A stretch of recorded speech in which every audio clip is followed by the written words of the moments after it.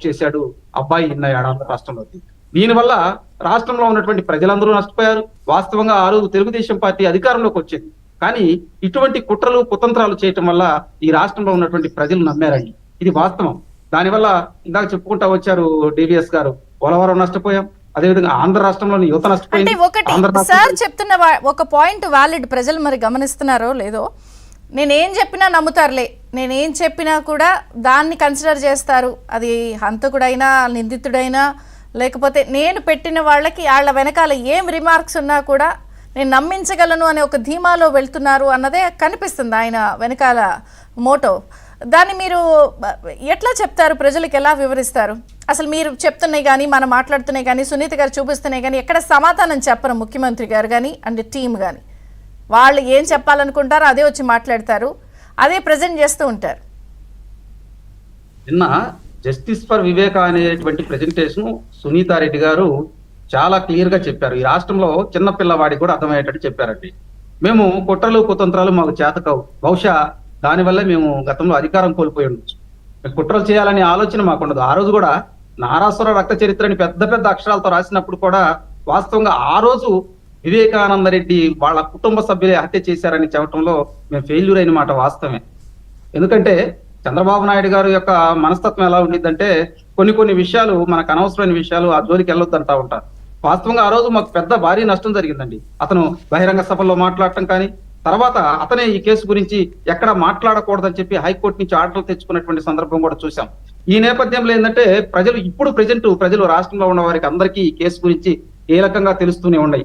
ఆ రోజు జరిగినటువంటి విషయాలు, ఈ రోజు జరుగుతున్నటువంటి విషయాలు, ఆ రోజు కోడికత్తి విషయం, ఈ రోజు ఏదైతే ఆ రాయి వేశారో 2.0 చూడండి. అది కూడా వాస్తవంగా ఏంటంటే దాంట్లో కూడా కొన్ని విషయాలండి. ఎవరికైనా కానీ రాయి బలంగా వచ్చి తగిలినప్పుడు అక్కడ కమిలిపోయిద్దండి.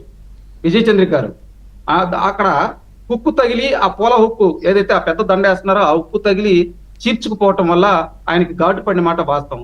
ఈయనకేదో రాయి తగిలింది, వెల్లంపల్లి కంటికి తగిలింది. చాలా మంది లాజిక్ ప్రశ్నిస్తున్నారులేండి, రాయి తగిలితే బొప్పు కట్టాలి లేదా బొడుపు రావాలి, కానీ చీలిపోవడం అనేది రాయితో అవుతుందా? కాబట్టి దాన్ని ఒకటి కాకపోతే నిన్న మనం చెప్తున్నారు కదా, సో జనంలోంచే రాయి వచ్చింది, విసిరింది ఒక్కడే, అగంతకుడు చేత్తోనే విసిరాడు, ఇలా చెప్తున్నారు కదా నిన్న కూడా పోలీసులు. ఇక్కడ ఒక అంశం సిపి కాంతిరాన్ టాటా. అవునండి, జగన్మోహన్ రెడ్డి గారు తన నియోజకవర్గంలో తిరిగేటప్పుడు ఒక చెప్పు పడింది ఇక్కడ మీరు కడపలో. అదే విధంగా మొన్న ప్రకాశం జిల్లాలో దర్శిలో ఆయన టూర్ లో ఉన్నప్పుడు ఒక గంజాయి ముత్తులో వాళ్ళ పార్టీకి చెందినటువంటి కార్యకర్తే బస్ అద్దం పగలగొట్టాడు, బుల్లెట్ ప్రూఫ్ అద్దం. అదే విధంగా నిన్న వాళ్ళ కార్యకర్తలు వేసి ఉంటారేమో, ఎందుకంటే ఆ ఫ్లెక్సీలు కానీ ఆ నాయకులు పెట్టినటువంటి ఈ ప్రెస్ మీట్లు అన్ని చూస్తే అది ప్రీ ప్లాన్డ్ గా వేయించుకున్న రాయా, లేకపోతే అసలు వాస్తవంగా రాయి కూడా అనకూడదండి, అది రాయి కాదు, వీళ్ళు అబద్ధాలు చెబుతున్నారు. తుక్కు తగిలి చీరుకుపోయింది. సరే, ఈ అంశం ఏంటో చూడండి. సునీతారెడ్డి గారు నిన్న మాట్లాడిన అంశం కావచ్చు, షర్మిల గారు పదే పదే మా అన్నకు ఓటేయొద్దు, మోసపోవద్దు, ఈ రాష్ట్రం అన్యాయం అయిపోయింది అని క్లియర్ గా చెబుతూ ఉన్నారు. ఒక పాయింట్ అండి, నిన్న సునీత గారు ఒక చాలా కీలకమైన పాయింట్ ని స్ట్రెస్ చేశారు. విజయసాయి రెడ్డి గారిని ఎక్కడా పిలిపించలేదు, ప్రశ్నించలేదు, ఇలా జరిగింది అన్నప్పుడు సిబిఐ మీద కూడా ఒత్తిడి జరిగి ఉండొచ్చు అని. అంటే ఎవరు ఒత్తిడి పెట్టారు అన్నది ఆవిడ చెప్పే ఉద్దేశం మీరు అనుకుంటున్నారు? ఎవరు ఆ ఒత్తిడి పెట్టిన వాళ్ళు? కాదండి, ఒత్తిడి పెడతానికి ముఖ్యమంత్రి గారే ఒత్తిడి పెడుతుంటే ఎవరు పెట్టేది? ఇది అందరికీ తెలిసినటువంటి చిదంబరం రహస్యమే కదా. ఆమె పదే ఎవరిని ఇక్కడ అంటలేదండి, వాళ్ళ అన్ననే టార్గెట్ చేస్తూ ఉన్నారు. వాళ్ళ అన్నకు తెలియకుండా ఇది జరగదు. ముఖ్యమంత్రి గారికి తెలియకుండా బాబాయ్ని ఎవరు చంపుతారండి? ఇక్కడ రాజకీయ లబ్ధి కోసం అవినాష్ రెడ్డిని అనేటువంటి అతన్ని ఎంపీ చేయటం కోసం మొన్న వివేక మూవీ వచ్చింది కదండి, ఓటీటీలో వచ్చింది. 10 మిలియన్స్ చూశారండి, 10 మిలియన్స్ చూశారు. దాంట్లో కీలకంగా అసలు వివేకానంద రెడ్డి ఆయన మర్డర్ ఎలా జరిగిందనేది కీలకంగా అది ఛార్జ్ షీట్ ఆధారంగా తీసినటువంటి పిక్చర్ అండి, ఆ ఓటీటీలో తీసింది. దాంట్లో క్లియర్ గా అర్థమవుతుంది. ఈ రాష్ట్రంలో చిన్న పిల్లవాడిని ఎవరిని అడిగినా సరే వివేక హత్య ఎలా జరిగిందంటే కళ్ళకు కట్టినట్లు చెబుతూ ఉన్నారు. అంటే రాజకీయ లబ్ధి కోసం మరి జగన్మోహన్ రెడ్డి గారు ఎందాకైనా బరి తెగిస్తారనే దానికి ఈ ఉదాహరణలో మాత్రమే. దీంతో పాటు చూడండి, ఈ రోజు ఎంపీ విజయసాయి రెడ్డి గారిని వాస్తవంగా సిబిఐ వాళ్ళు పిలవాలి కదండి. సిబిఐ వాళ్ళు ఆయన పిలవాలి, ముఖ్యమంత్రి గారిని పిలవాలి, భారతీ రెడ్డి గారిని పిలవాలి.